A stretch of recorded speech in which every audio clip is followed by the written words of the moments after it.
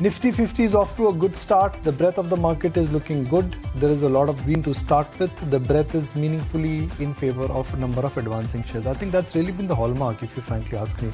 In the month of August, the range-bound Nifty doesn't matter. Small cap stocks, they mustered a lot of strength. So for the fifth month on the trot now, mid and small cap stocks for the month of August, they've closed in the green. And September, could it be 6th? The bank Nifty is down but not out. Auto sales impact, Bajaj Auto nudging up, but I'm not sure in terms of a trend whether we can say that the linear recovery has started. You've got Escorts where the numbers again optically don't look strong, but the stock has seen such a tearaway rise that a little bit of profit booking cannot be ruled out. Now let's look at some stocks where block deals are, these days it's like fashionable to talk about block deals.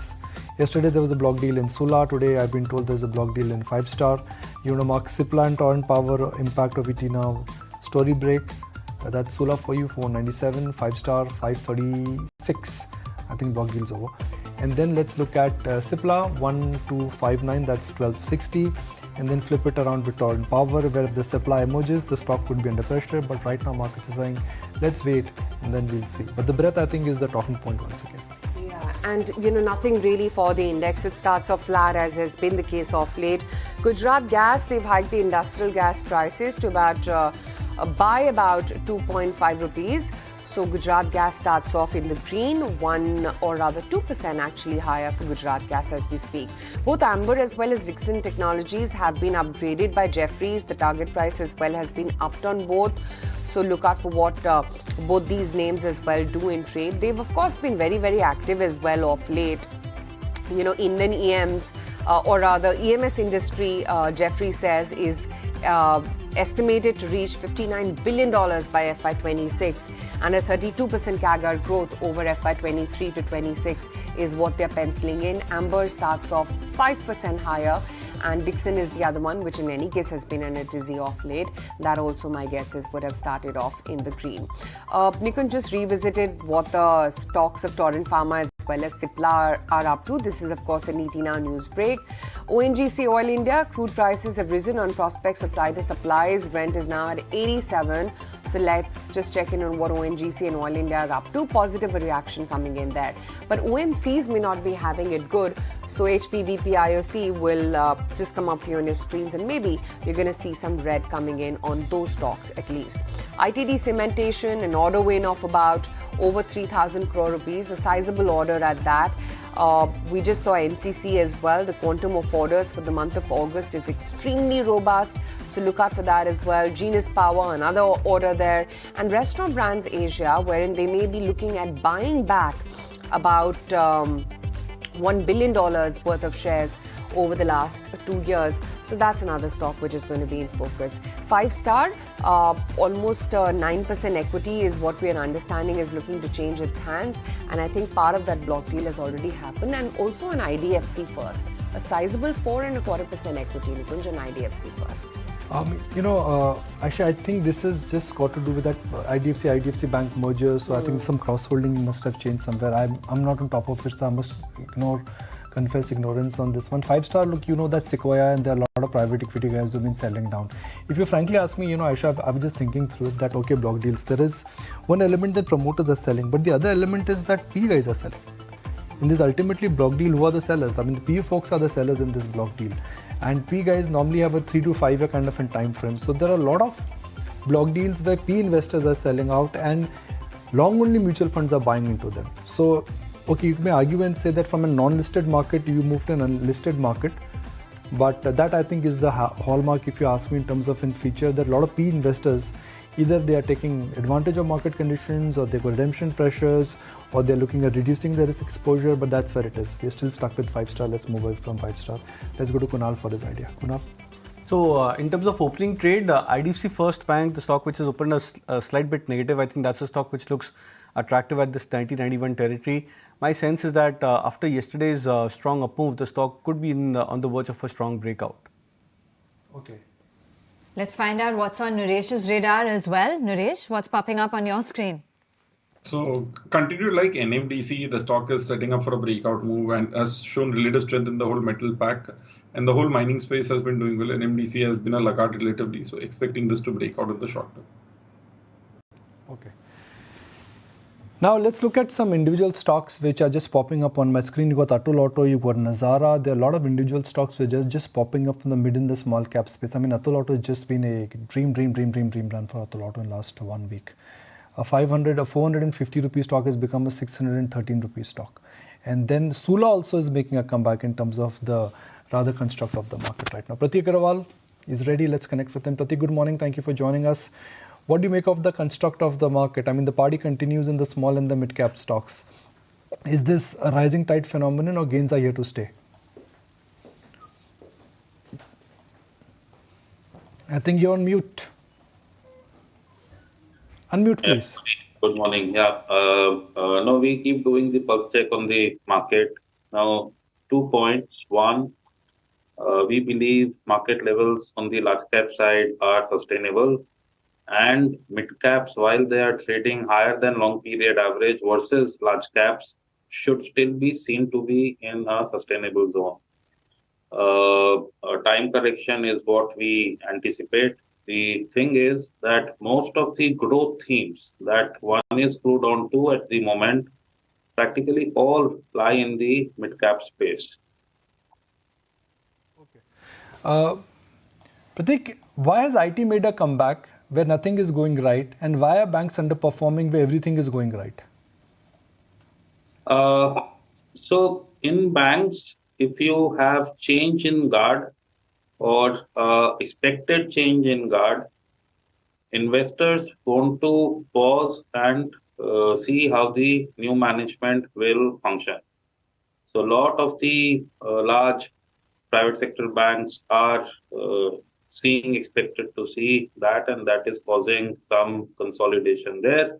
And then in the marketplace, names which are not seeing it get measured versus somebody else which is looking similar and also consolidate. Whereas on the IT side, if there is a change in guard and let's say a guy from a larger outfit comes and joins a significantly, relatively speaking, smaller outfit, well, he is expected to bring with him certain amount of business and business relationships, which are positive, which is a positive for that space. So I think you put both together. So this is one common factor working differently for the two spaces. Looking at your schemes and then looking at the holdings there, while financials is right up there, there is a lot of presence of some interesting names. Zomato, Tube Investments, Deepak Nitrate. So I'll start with Zomato. Or when I say Zomato, consumer tech and fintech. Is the worst genuinely behind some of these stocks? Do you genuinely think that the path of profitability, what they are committing to, is going to be here and they will continue to grow without compromising on the growth? Because the minute you cut growth, profits come back. But you cut growth, markets would say these are high growth companies. No, so we have been positive the new tech space, especially companies which have committed to turn profitable in the foreseeable future. And as long as they stay on the path, I think the skepticism that is there in the marketplace will slowly evaporate, leading to good gains. Is one thought. Now, I think the comment that you made that if you aim for profitability, growth goes, and vice versa. When you make that transition, that should be expected to happen. But as you go deeper into the transition, and if all players in the space act similarly disciplined manner, the transition would be smoother, and sooner than later, one should expect to see both playing out, volume growth and better margins. So it's a matter of time. I mean, in many of these businesses, our own behavior of friends, family, and the next generation, if one observes, one would believe that these businesses have a lot of legs. And some of these businesses, if you look at them on an incremental revenue basis, the kind of delta change in EBITDA that you see will then point out the richness of those businesses. So what is that core change you've done to your portfolios between April and now? I mean, is there a core change in terms of positioning which you've changed?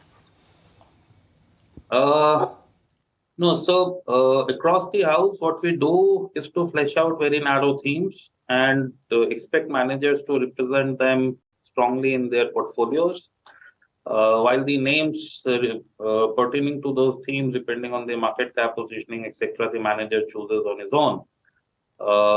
So in terms of themes, we may have made it sharper, but as such, we have not changed the themes. We continue to believe in granular small ticket lenders, be it NBFCs, be it banks. We continue to believe in new tech. We continue to believe in newer businesses, let's say on the EV side, the engineering and defense, NASA, and all of that. So all of those businesses continue to be part of practically all of our portfolios. Prateek, but there's got to be some part of the market where you're a little watchful now, or maybe even, recommending or wanting to take profits off the table. What are the pockets which are looking overvalued to you? No, so fair question.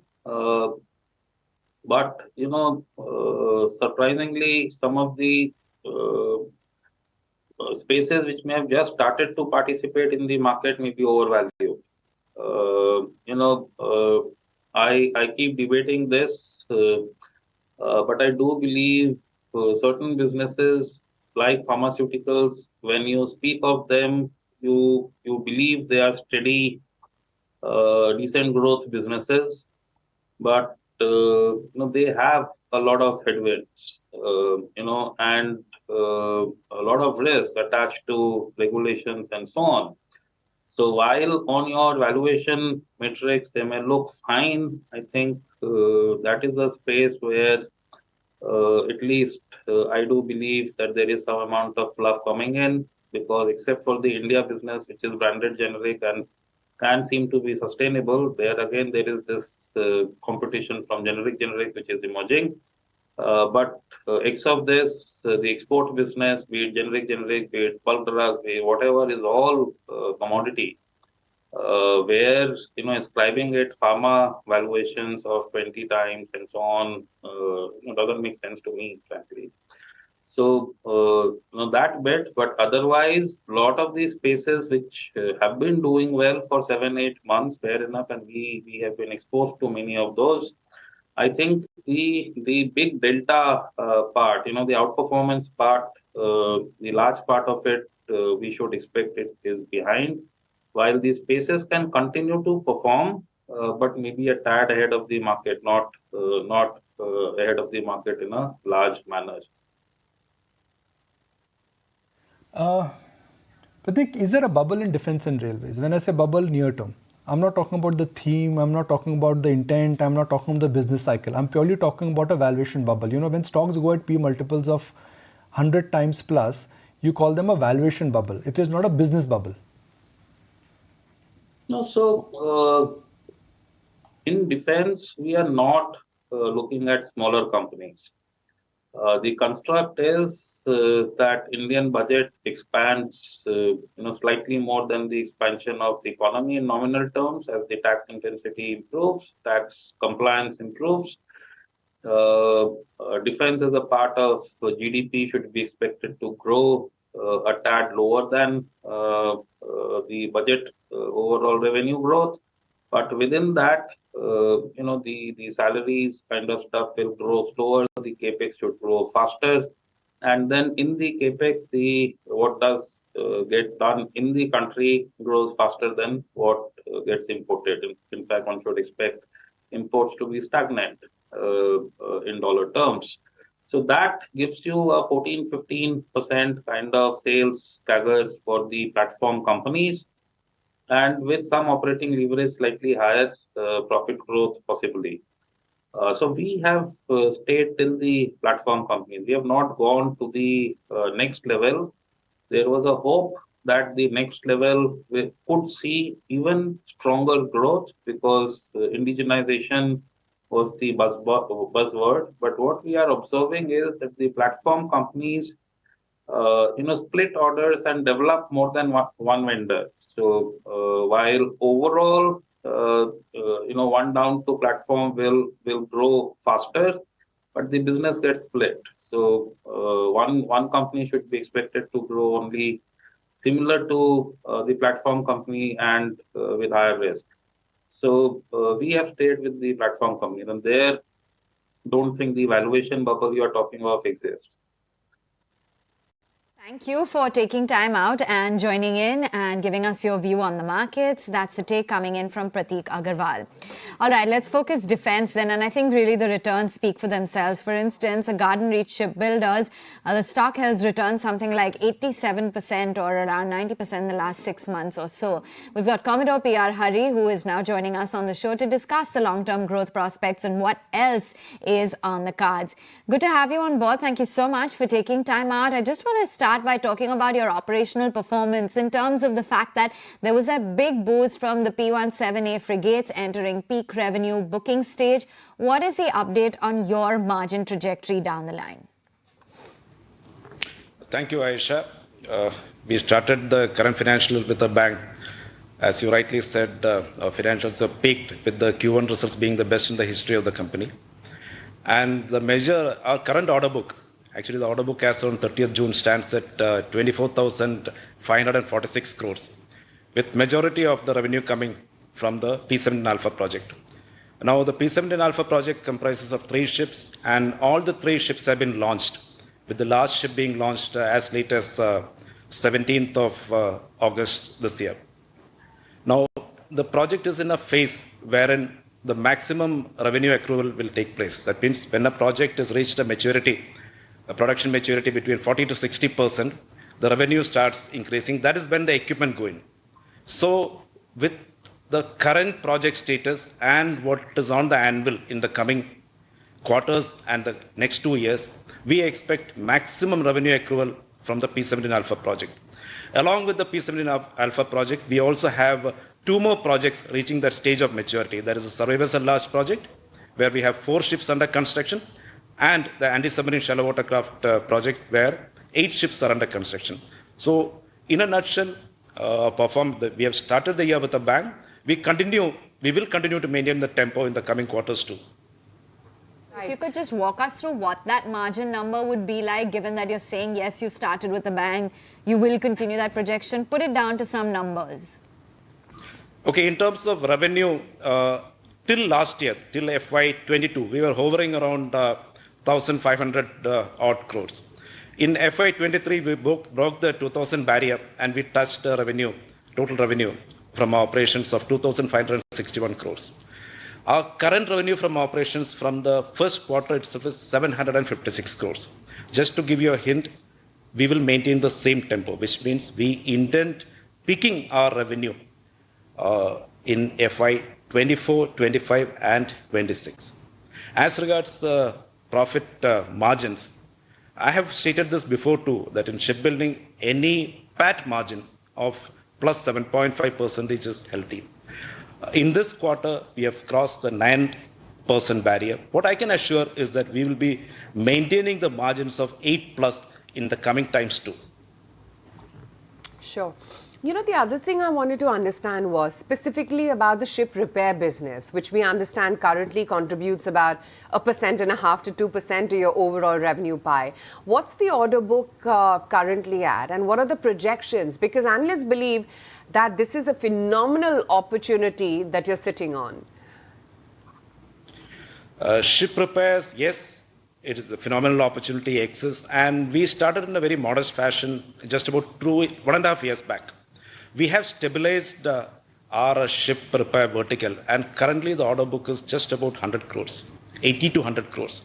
What we are targeted internally for the ship repair vertical is a 3-fold growth in the next 3 years. Here the margins are high and the opportunities are phenomenal, especially with the refits of Coast Guard ships coming in very frequently. So our target, a 3-fold growth in the revenue over the next 3 years. All right, thank you for giving us that headline. Let's also discuss what the outlook is when it comes to the kind of opportunities from the Indian Navy, because I believe that there are medium to long-term opportunities of over 1 lakh crore. The Navy is set to roll out orders worth about 25 to 30,000 crore rupees for landing platform docks. So what is the potential on that side and what has been the progress? Both the Navy and the Coast Guard are on a massive fleet expansion drive. Just to give you a perspective, as of now, 63 warships are under construction for the Indian Navy, various stages of construction. Of this 63, 61 are being built by the Indian shipyards. And all the 11 ships under construction for the Indian Coast Guard are being built by the Indian shipyards. So that is a kind of opportunity that is existing as of now. Now for the future, there are 3 RFPs of Indian Coast Guard, rather 4 RFPs of Indian Coast Guard, which have already been published. We have submitted bids for 2 of them. That is a next generation ocean-going patrol vessel and the 14 fast patrol vessel project, where we are very confident. We are given very aggressive bids, and let us see how it pans out in the future. As far as the Indian Navy is concerned, you rightly said the Navy. The total order value from the Navy is expected to cross the figure that you mentioned. Navy has got the next generation corvettes. It's a 36,000 crore project for which AON was accorded in May last year. We expect the RFP to come out during calendar year 24. It's a high value order. Navy has also got a next generation survey vessel project, a 5-ship project coming in. The order value could be to the tune of around 2,500 crores, followed by a 21 waterjet FAC project. This again is it's one of our niche products which we intend going aggressively. Plus, Navy has also got the LPD, 2 LPDs, which are like again a high value order to the tune of 35 to 40,000 crores, which at this juncture there is no clarity as to when the RFP is likely to come out. In addition to that, there is a 2 multi-purpose vessels RFP expected to come out this year. The order value could be to the tune of 1,200 to 1,400 crores. Next generation destroyers. GRSC stands a very good chance. 7 to 8 next generation destroyers. Here the RFP is likely to come out only by, in our appreciation, by maybe 26-27, financial year 26-27. Recently, an RFI has come out for 12 mine countermeasure vessels, CMVs. Again, what I'm trying to convey is that the opportunities available in the defense shipbuilding, indigenous defense shipbuilding segment is phenomenal in the coming years. And as you are aware, there are about 6 to 7 players among the Indian shipbuilders, 4 defense shipbuilding yards, plus the Cochin shipyard, plus Larsen & Toubro shipyard, plus a couple of smaller shipyards in the fray. So what is available in the kitty is adequate for all these shipyards to get good order value in the coming years. Right. The other thing is that analysts are actually foreseeing a revenue potential of 4,700 crore rupees by FY25 for you. Do you think you can ramp up your execution to, say, 5,000 crore rupees per annum and then accelerate your profits to 500 crores? See, our order book currently, as I mentioned, is at 24,546 crores. As per our project execution plan, the entire current order book will get exhausted by FY27. We are now at 23, 4 years down the line. So the mathematics is very clear that there will be financial years, that is FY24, 25, 26, where we could cross the numbers that you have mentioned. Naturally, the profit also would go up. Last year, our PAT was 228 crores, if I'm correct. Yes, it was 228 crores. And we will be exceeding this figure substantially in the coming years as the revenue goes up. Just to get in a view from you, are there any concerns whatsoever with respect to delay in execution of frigate orders or large survey vessels, or is everything smooth and on track? Things are on track as of now. As far as the survey vessel large project is concerned, the first vessel, first of class, has already undergone the trials and she is getting ready for delivery. We intend delivering 2 of these ships in the current financial year and the next 2 ships in the next financial year. As far as the P-17 Alpha project is concerned, the first ship is targeted to be delivered during mid of 2025, that is 2 years from now, and the last ship, that is the third ship by that is mid of 26, August 26 is the targeted date. Same goes for the anti-submarine shallow watercraft project also. We are on track. To answer your question, we are on track. We have also, since I got the opportunity, we also diversified into other projects. Just to inform you that we are into autonomous platforms. Recently, an underwater autonomous platform was launched at Slatus in July this year. We also got a prototype ready for a unmanned surface vessel. And this is an area where the company sees huge opportunities, as Navy has already got an unmanned roadmap which is expected to be executed in the coming 5 to 10 years. So this is a segment which we will be focusing on. All right, sir. Appreciate your time. So glad you could join us.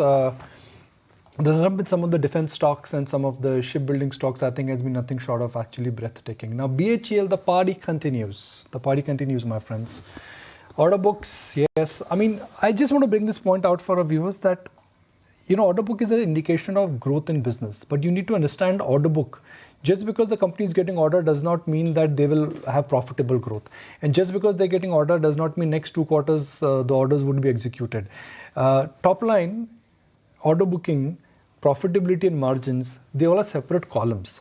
And fat order book is not the only benchmark of why you should be investing in that stock. So that, I think, needs to be very well understood in terms of what the turn is. But with Garden Reach, I mean, the interview was live. ET Now Impact on your screen. Again, the endorsement of how markets always take our the communication which managements do on ET Now very seriously. They spoke about order book, they spoke about execution, they spoke about how things are moving, at least for Garden Reach, and the stock reaction is immediate. I think it is up from 817 to about 815, and that's a marquee move in last 60 seconds. But defense is where all the action is, defense is where all the buzz is, and defense is where all the momentum now seems to be moving. But for steel sector, it's been a fabulous August. Will it be a good September? Steel companies have considered a price hike, and they've considered a price hike 3 times in the last 45 days. So let's take the conversation forward with Mr. Bhushan Agrawal, Vice Chairman and Managing Director with Shyam Metallics. And then you've got Ashish Dikshit, Analyst with ICICI Securities. Bhushanji, good morning. How are things? Long time? Very good morning. All good, yeah. So, Bhushanji, steel companies have taken a price hike 3 times in the last 45 days. Is this largely because of the uptick in iron ore and what is happening to the currency, or this is pure demand which seems to be coming on the domestic front? First of all, one of the reason is like the raw material prices have gone up. So it is true, like if you see there is a correction in the iron ore prices and coke prices, which is already there. And number 2, India being a pre-election year, the demand in India, in our country, is very steady. So, since the monsoon is also getting over and there is all the demands are picking up, the regularization on the choking logistics and all things are getting regularized. So, there's some little bit upward correction in the steel prices. If one looks at the China angle, Bhushanji, Chinese demand is not coming back. China is slowing down. The channel checks are indicating that things will slow down further. Since steel is a global denominated commodity, do you think domestic demand versus local pressure, the impact would actually be nullified? China is struggling from a different issue. The export of the China is going down. Internationally, there is a huge, pressure on the Chinese steel. And this is one of the reasons. Also, now China is planning to, invest more on their internal development, but we might see in the near future these things going to come up. In Europe, the interest rates have gone up internationally, and we further see some little bit hike. So what I see today, the prices, is almost at the peak. So I am really not worried on the Chinese steel for our country because there's a very little penetration. And with our kind of regulation in India against the Chinese and the support of the government on the infra and the pre-election year, I'm pretty sure, like things are going to be very decent in the steel sector for our country. And especially, for the domestic steel demand and supply, things are going to be very steady. Given where coal prices are moving, do you think steel companies will be able to absorb the benefits of the cut in coking coal? Yeah, definitely, when there is a reduction in the price of the raw material, the price of the finish also falls. So in the periodic time, definitely that adds on to the advantage. But I really don't see a very great increase in the coking coal prices. There will be some kind of a increase. But in the long term, I see the raw material prices are not going to be, very, big changes on the pricing side and all. Because of the demand in the Europe, the interest rate, what is gearing up, and internationally also, the pressure on the Chinese steel production. So I feel like, the things are going to be quite steady, not very, very volatile, what we had seen in the past. We move to the second half of this year where one would imagine that the government spending is high, state elections are around the corner, things have normalized for the auto sector, the defense capex is strong. Do you see the price trend to trend higher? Do you think it could be at least 5 to 7% higher than what it is by the time we finish this calendar year? There is definitely the downside. I don't see a downside, but yes, with the corrections in the demand, because the 2 quarters are always happens to be the lean time for the metal and the steel sector. And down forward, if you see with a pre-election year and a lot of spending by the government and a lot of boost in the infrastructure projects and all across, we see the housing or we see, the infrastructure, the industrialization. So all across we see there is a lot of action happening. So yes, we can presume, there's no downside, but yes, the upside is always there with the turnaround of the time and with the pre-election year. The other one, and because of all the block deals that are happening off late, you'll appreciate my curiosity. What we understand is that the promoter group needs to reduce its shareholding as well. I wanted to understand if there is a timeline set for that. Yeah. There is a timeline. We are all under the SEBI guideline. And still, June 24 is the time. So we have time. We are not in a hurry. So we are looking for the right time because a lot of expansion projects are coming up in the company, a lot of downstream, and we are focusing more on the value-added, product. If you see, in last, 2 years or 3 years, from 17% to 48%, we have, upside on the downstream and the value addition facilities. And down the line also, all our new capex, what we have declared. So yes, we'll be requiring capital and a lot of projects and action is there, but we have time. We are looking for the right opportunity. And once, the board approve, will be surely sharing everything, Yeah. So, are you receiving interest from institutional buyers for your block? Yeah. It is always, Sham Metallic has been a committal, and if you see from the IPO side and before also, whatever we had committed, we have delivered more. And I believe, the company is doing pretty decent and there's a lot of value we think is, in the down the time, we see a lot of value is there in the company and investors are taking interest, yes. Right. Okay, Bhushan, great to have you on the show. Thank you so much for taking the time out and joining in today. Let's move on and let's talk about ITD Cementation. They've won a marine contract worth about 3 crore rupees. Let's try and understand what their order book outlook is, where exactly is the business headed. We have with us Prasad Patwardhan and the CFO joining on the show right now. Prasad, good to have you on the show. You won a large order for marine projects as we understand right now, right? Worth more than 3,000 crore rupees. How is the tendering pipeline? What are the demand trends looking like? Good morning, Aisha, and thank you for having me on your show. Yes, you are right. We have just disclosed to the stock exchange yesterday regarding a new order that we have won. And the ordering trends are pretty good. In fact, our order inflow in this year has exceeded 5,000 crores. We are just about 5 months into this financial year, and our order booking this year is already 5,000 plus crores. And our order book today is about 22,000 crores. And we see this ordering intensity continuing at least for this year or till the election code of conduct kicks in. After that, there may be a little bit of a lull till the Lok Sabha elections take place, but otherwise the intensity is pretty strong this year. The other thing I also wanted to understand, your revenue guidance for the fiscal, you've put it around 6,000 crore rupees, right? Now with the rising expectations of orders and executions like you highlighted, I'm guessing you would upgrade your guidance, right? Yeah, that's correct. In Q1 of this year, we did about 1,800 crores. So even, extrapolating the Q1 performance for the whole year, I think we should be in the range of 7,500 crores. God willing, and the monsoon not really impacting our execution in this year, I think we should see a pickup in the scale of our operations in Q3 and Q4.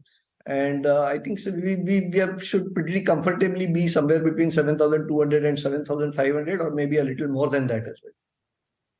What has changed, let's say, in last 6 months that you are in a position to increase the guidance? Because when you gave a guidance, you must have understood the scenario.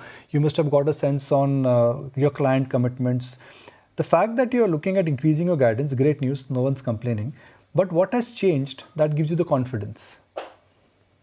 Well, two things. One is the orders that we had won last year, we have seen a healthy pickup in execution. And secondly, the orders that we have won in this year, we have a pretty good visibility of the execution timelines.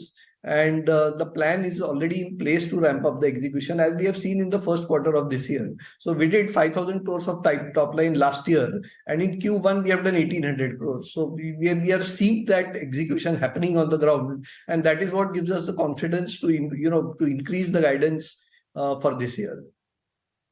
Now, I'm just looking at return ratios here, and your ROS, which is what we look at, ROCE, just for the benefit of our viewers.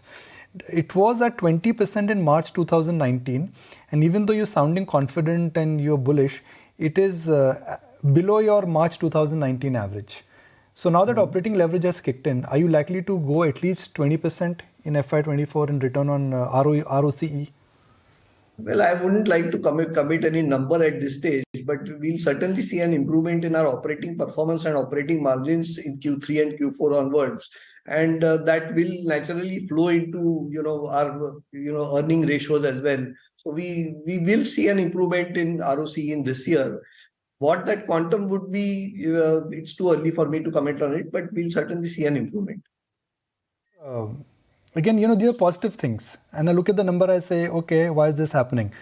Your working capital day, which was 90 in March 2019, according to our data, March 2023, it is down to 60 days, 6 days. That technically means that you need less working capital. If you need less working capital, what has changed here? It's a positive question. But when order book is moving higher, when things are moving up, the working capital days, they tend to increase before they reduce.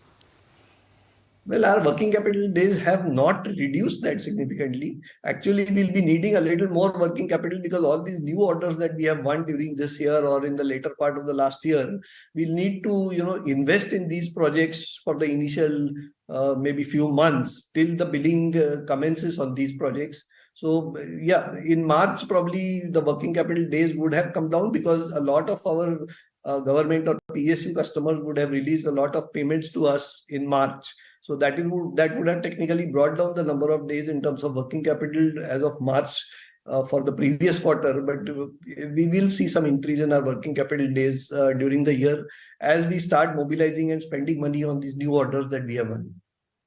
What role do you think state election cycle and the central election cycle will play? We've seen that when state election cycles are at play, they can create an havoc. That is true, but we are not so dependent on state government projects. Most of the orders that we have under execution are metro projects or central government or PSUs. So, state elections typically have not had any significant impact on our operations. Lok Sabha elections, yes, because of the code of conduct kicking in, the new ordering may slow down for a few months. But otherwise, state elections should not really impact our operations in a large way. Could you give us specific timelines on what's happening with, say the Ganga Expressway project, the revenue potential that you see from metro projects like Mumbai and Bangalore? Ganga Expressway project is doing very well. In fact, we have been able to ramp up the execution, and a couple of months back we did in excess of 150 or 160 crores in 1 month. The monsoon impacted our, the progress of work in the last month, but we are really scaled up, and geared up to pick up the execution, and it will certainly be much more than what we have done in July. So that project is progressing quite well and is on schedule as per our plan. In terms of metro projects, the Mumbai Metro project is nearing completion. I think in the next 6 to 8 months, we should be substantially out of that project. Bangalore Metro is also performing very well. The tunneling is progressing well. We should be in a position to complete the tunneling by the end of this year or the first quarter of the next year. So that project is also performing well. Chennai Metro, we were awarded 2 projects last year, and we should be starting tunneling anytime, probably in the month of September. So even that project is going well now. In light of your recent order that you've got from Bangladesh, tell me what is happening on the international front, and are you looking at growing your presence there and bidding more there? Well, we are selectively looking at projects overseas. We recently, last year, we completed 1 project in Myanmar. We are executing 1 project in Sri Lanka now, and we have been awarded this project in Bangladesh. The good part about the project that we have been awarded in Bangladesh is that it is being funded by Export-Import Bank of India. So that gives us an additional layer of comfort. And the payments would be largely released to us by Export-Import Bank of India in India, although the project execution will happen in Bangladesh. So we are being a bit choosy and selective in the type of projects that we are looking at overseas. Okay. But do you think the cycle of the business which you represent, it could be a 2 to 3 year cycle, or this is just a deep swell, more like a sugar rush, which may just fade away? No, I don't think so. I think the government is pretty much realized that, focusing on infra development not only boosts the employment potential in India, but also will give a sort of a push to the GDP growth of the country. So I am pretty confident that, whichever dispensation is in Delhi, the focus on infrastructure will remain. And this is not a one-off. I think for the next maybe 5-10 years at least, we see good times ahead for the infra space and infra development in India. All right, Mr. Prasad, so nice to have you, and thank you for joining us, and so glad you could join us with your analysis. I mean, this is one stock which has done well. In fact, all the so-called pure construction, folks which are in the business of building construction, road construction, they've done well. Dilip Buildcon, it has come back. It's up substantially from the recent low. BL Kashyap, Capacita, Ahluwalia contract. Some of these stocks have just done exceedingly well. In fact, across the board, I mean, even in NCC, NBCC, look at the kind of move that you've seen in these names. So there are a lot of factors which are at play. You just think about it, that the minute you say construction, the only name that comes to your mind is L&T, and you hit a pause button after that. Then you go from L&T, the sizable drop which you have is actually substantial. A lot of these companies actually they overcommitted, and then the economy had to take a hit. So, like for example, Punj Lloyd, like one of the erstwhile, big companies. Some of these companies actually have just taken a backseat. JP, big in construction. I mean, it was a Nifty 50 stock. But the cycle was so reversed, and they have diversified so much that they've really taken a backseat. A lot of South-based companies, I think GMR, Lanco, they were big in road construction, power construction. They just leveraged the balance sheet too much. They were trying to bite much more they can chew, and when the business downturn comes, you actually take a hit.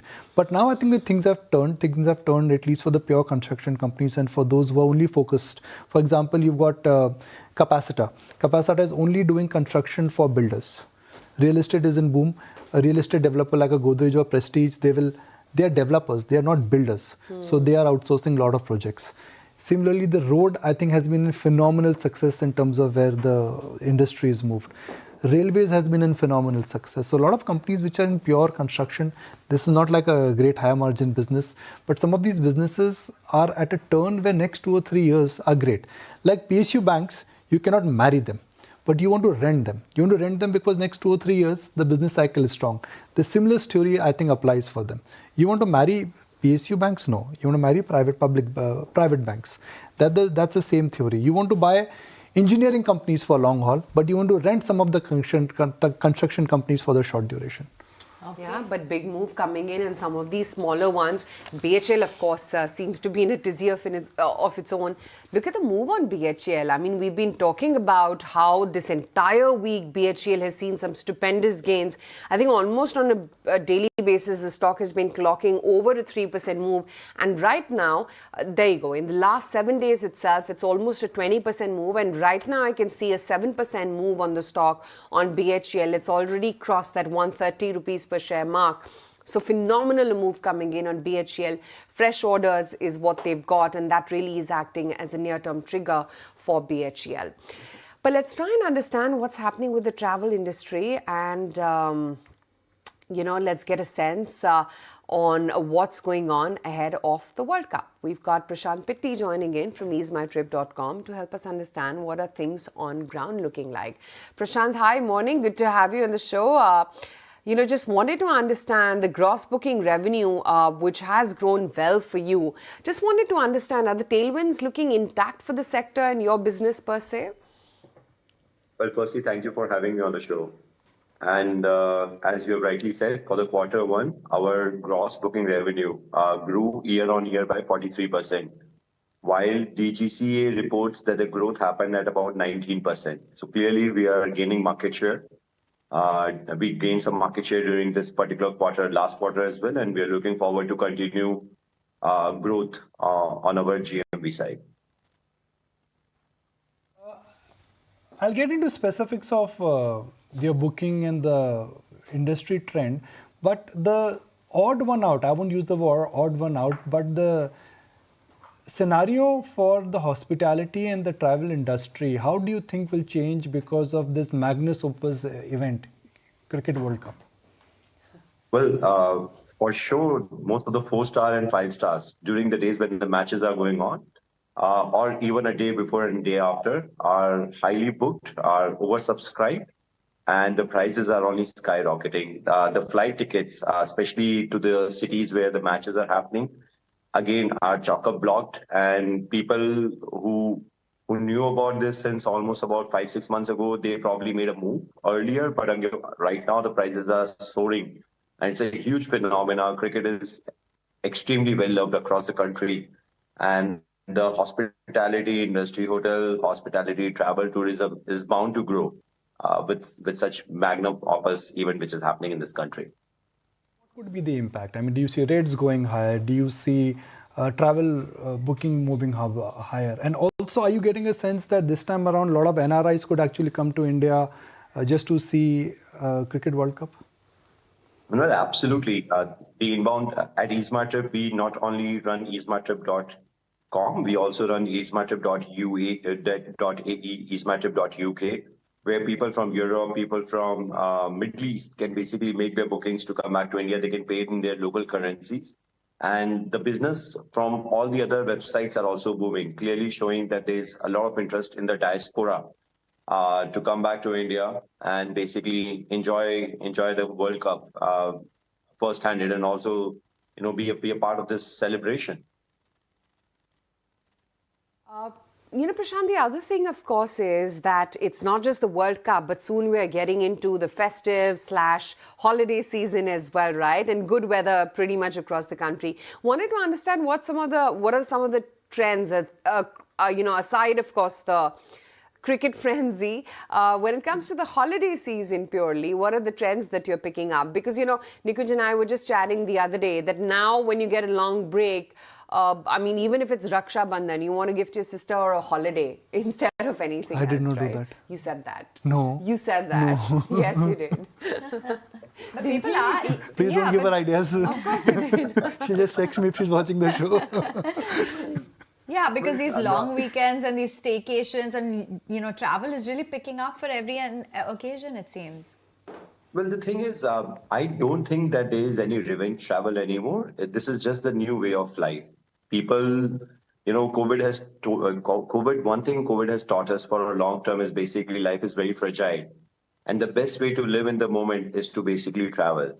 And this is what we are seeing. The average ticket volume, so the average value also has increased. People are opting more for 4-star, 5-star. People are opting more for villas. People are opting more for business class travel to get the same comfort of the privacy which they got used to for a couple of years. And you're absolutely right. People are traveling at the drop of the moment. As soon as there is a small long weekend, we see a tremendous amount of rush. And the entire industry has left COVID far, far behind. Pre-COVID numbers also far, far behind. And we only see these numbers to grow even more stronger for the future. And one of the other reasons is that the India story itself is very strong. As I've said this earlier, there is no other country in the world which can say that there are going to be 100 new airports which are going to come in the next decade, except for India. So clearly the numbers are going to, the industry itself, the flying industry itself is going to grow 3x in the next decade. So clearly there are huge amount of tailwinds from the industrial sector as well. Number of airports in the flying industry growing 3x. So just give us a sense as to what your outlook is, because, while we are seeing that huge pickup, you said that pre-COVID numbers as well now are far behind. There is a lot of competitive intensity as well. So how exactly are you dealing with that? No, that is correct, that there is some competition which has woken up recently. But again, you will have to also put that into perspective that East My Trip grew all this while remaining bootstrapped, while all our competitors always had crazy amount of money. And yet we were able to grow from being nowhere to second largest travel portal with no investments from any external investors and grew profitably. So we are very used to handle competition. And it's just a phase where some competition raises some money, burns some money on advertisements and discounts, and later on they cool off. So we are very patient around it, and we usually do whatever we think is the right balance between the growth and profitability. We always have to balance the tightrope of growing and growing profitably because we don't want to be a loss-making company like others. So hence we follow our own policies. And if there is some competitive intensity, it basically barely touches the way we think.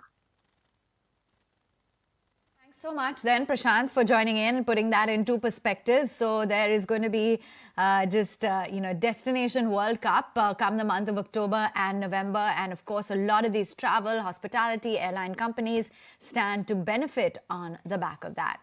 A quick glance then at the markets, and at the current juncture, it continues to remain pretty flat for the markets. So skirting around the 19,290 mark in trade as we speak, and ditto when it comes to the broader end of the market.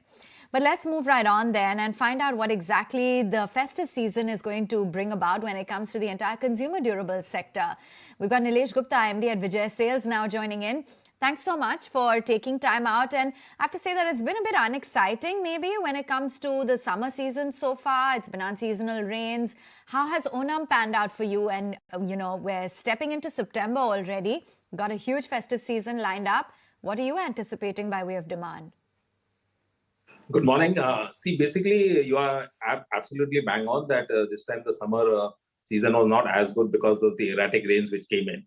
But at the end of the day, when we see the first half of the year, Jan to June, we did cover up the AC sale. Yes, there was no growth in air conditioners, but we did not lose out much, hardly negligible 1 or 2% degrowth which happened. So that clearly shows that the sentiment is good. Although we are not present in the Onam market of Kerala, but whatever feedback I've got from the market, Onam has been reasonably very good. But I think the biggest silver lining for us has been the 15th August. After a gap of around 4 to 5 years, we saw at all the consumer durable stores, including ours at Vijay Sales, huge footfalls. So normally what happens is you do have sales on these big days, but this was the first time after a gap of 4 to 5 years that we saw huge footfalls coming in. And that gives us a lot of hope that this Diwali, this festive season should be one of the bigger ones in what we have seen in the last 4 to 5 years. In last 4 to 5 years, did I hear you right, or you actually mean that? No, you heard me right, and I actually mean that because I was pleasantly surprised. I was in the stores right from the morning, and I think after ages, I've seen people walking in at 11 o'clock and 11:30, and the showrooms are crowded on 15th August. And this is in spite of the fact that it was not that any one of us that we had advertised some extraordinary sales. Yes, the sales were there, the prices were good, but it was not something out of the box that people would have rushed to come in. So I think the sentiment is very positive. You that I was actually at one of your stores last Saturday after 15th August and I saw the crowd. And that clearly means that right now, I mean, even though the big 15th August sales are over, the crowd, I guess, is a clear indication of how demand is moving. Okay, demand is one point. But what about availability? Laptop and tablet, there are new import restrictions which have come out, which clearly means that there would be a demand-supply mismatch right in the middle of the festival season. Is that a realistic concern? And could that just pour cold water on whatever you've just said? No, I'll tell you, Nikunj, now I think the Indian consumer durable brands and the retailers, everybody has now matured. And you can see the writing on the wall. So even when this was announced, I definitely, as a retailer, I would be a little worried. So I called up all the brands and said, what's going to happen? They said, don't worry, we'll speak and we'll find some solution. Now, again, the same question what you have asked, I've been asking the brand. They said, either we'll ensure that we stock up before the deadline or we are prepared for the production. Either of the two will happen, but we will not let stock come in, paucity of stock come in between your sales. So I think it's not only laptops or mobiles. I think more or less availability is no longer a concern because brands are actually working very hard towards it. And they've realized the India market is there. It will give us full of positive surprises. So I think most of them will stock up. My next question is, which category do you think will be the driving category? When you say that this will be the best Diwali in last 4 to 5 years, I'm sure you are betting on some categories which will hit a new high in terms of demand and in terms of customer offtake. So I think it would definitely be led by mobiles to begin with, but and panels, televisions, because there's a lot of, and plus, let's not forget we have a World Cup which is going to be based in India, played out of India. So I think that should give a very big boost to the television also. And most importantly is this year so far, large appliances have not done so well, especially refrigerators and washing machines. And ACs we have already discussed because of the variation because of the intermittent rainfall. So our bet is more on the digital side and panels, but we can expect a sweet surprise in large appliances also.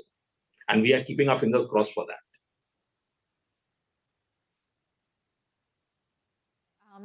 Morning, and I just wanted to get in a perspective in terms of what exactly the outlook is in the tier 2 and the tier 3 cities, both in your online and offline stores. How has the offtake been if you compare it with, say, the metro cities? So basically, we are not much in we are not there at tier 3 cities at all. Tier 2, we are there. But then definitely I do get information from the brands and other colleagues at other retailers. So I think India is more or less moving at a normal pace across. So we see there's a good demand in tier 2 and tier 3 also. Only thing is what starts moving first in the metros. It may be taking around a little more time to trickle down there. And the effect is there. So overall, the consumer is there. And in tier 2 and tier 3, again, it's the mobiles and the televisions which are doing very well. So what about credit card schemes? What about, buy one laptop, get a phone free kind of deal? Wow, is there ever a deal like that? Yeah. I mean, buy expensive laptop, you get a small phone, not an Apple Apple. So Vijay Sales I remember Vijay Sales had these schemes. Buy expensive laptop and you get a small Android phone, right? Yes. We had it long. Yes. But now see, the market has totally opened up. The prices are very open, very transparent. So you cannot play around and devise such schemes anymore. My next point is, what is your understanding of, and since you mentioned that you get feedback from tier 2 and tier 3 towns, and you've already mentioned that, but I just want to be slightly more repetitive with that. Within the small tier towns, is there uptrading happening in brands or is there downtrading happening in brands? Because when demand is low, normally downtrading happens. When the demand is strong, uptrading happens. So basically what is happening is there is a room for all kind of players and everybody. So that I feel is there's a class of consumers even in the tier 2 and 3 who has aspiration of the brand. And I'll tell you in the case of mobiles, for example, everybody wants to upgrade. So mobile is one category where upgrade is happening much more than any other category, because I think it's become the go-to device for every one of us. But as far as consumer durable is also concerned, they may have started, they start with the entry opening point products, but at the end of the day, the next purchase which will happen they will upgrade themselves either to a bigger size or to a better brand. So because of the marketing which happens all across and the exposure due to the communication available and everything, so at the end of the day, people want to buy the latest. And this we are seeing across the board, irrespective of the city or the town or tier 1, tier 2, tier 3. The wish list is always to upgrade. And in this, the best part is EMIs helps them a lot. What is that one thing which we should expect from Vijay Sales because of World Cup? If India wins, what will you do? So I think there'll be a lot of action on last interactions. So this time, I think our plan is to break all records for 65 and above. 55 is no longer a last screen; it's become a normal standard nowadays. So basically, it would be 65 and 75. How many more can we sell? I think that's going to be the basic key factor. One of the early Diwalis for the television industry because of World Cup this time? Yes, we do. There's a lot of action which we'll see in the television industry. What, Nilesh? I was hoping that your buy one or other buy a laptop, get a phone free offer will come back. So such offers, as I said, is not going to be possible because the market has become very, very porous and transparent. In a sense, now the brands and all, they work hand in glove with all of them. And they are trying to where such type of disruptions are not happening. And most important is a lot of money is now, see earlier in those days, the EMI schemes were not as good as what we have today. Today you have a 0/24 EMI without any interest being asked from the consumer. So all these cost money to the brand as well as the retailer. So the major money of such offers have gone into the EMI schemes. And hence, you will not see such offers of buy a mobile and get an Android phone free, buy a laptop and get a phone free. Okay, Nilesh, great to have you on the show. Thank you so much for taking the time out and joining in today. Thank you. Well, seems like it's going to be an early festive season or celebratory season, let's call it that, thanks to the World Cup. And look at that, some celebration for the market too. We've made it back to that 19,300 print. And it's a minute uptick, but let's see which way we head. It's better than the quiet days that we've been having off late. We'll take a very quick break on that note.